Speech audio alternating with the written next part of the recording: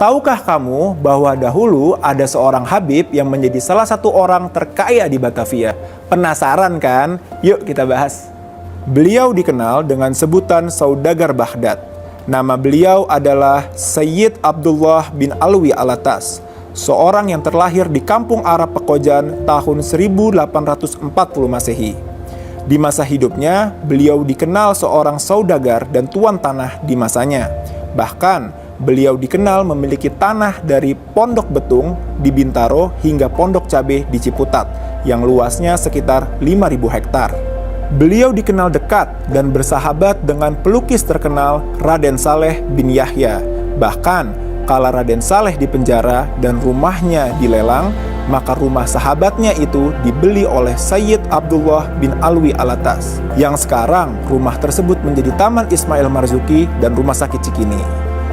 Tak hanya bersahabat dengan tokoh nasional, beliau juga dekat dengan tokoh internasional, seperti Muhammad Abduh dari Mesir dan Syekh Yusuf bin Ismail An-Nabhani, mufti Libanon. Dengan alasan tersebut, beliau sering berkunjung ke Mesir dan Timur Tengah. Sayyid Abdullah juga aktif dalam pergerakan Islam dalam melawan kolonial, hingga beliau menjadi ancaman serius pemerintah kolonial kala itu. Hingga suatu ketika, beliau membeli rumah mewah di kawasan Petamburan yang sekarang menjadi museum tekstil.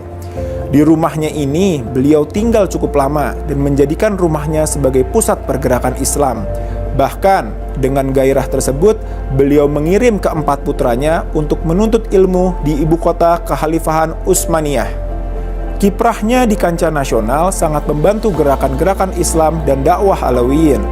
Beliau juga pernah membantu Muhammadiyah di saat awal organisasi itu didirikan, dan perguruan Islam Al-Irsyad ketika didirikan mendapat bantuan dari beliau sebanyak 50.000 gulden.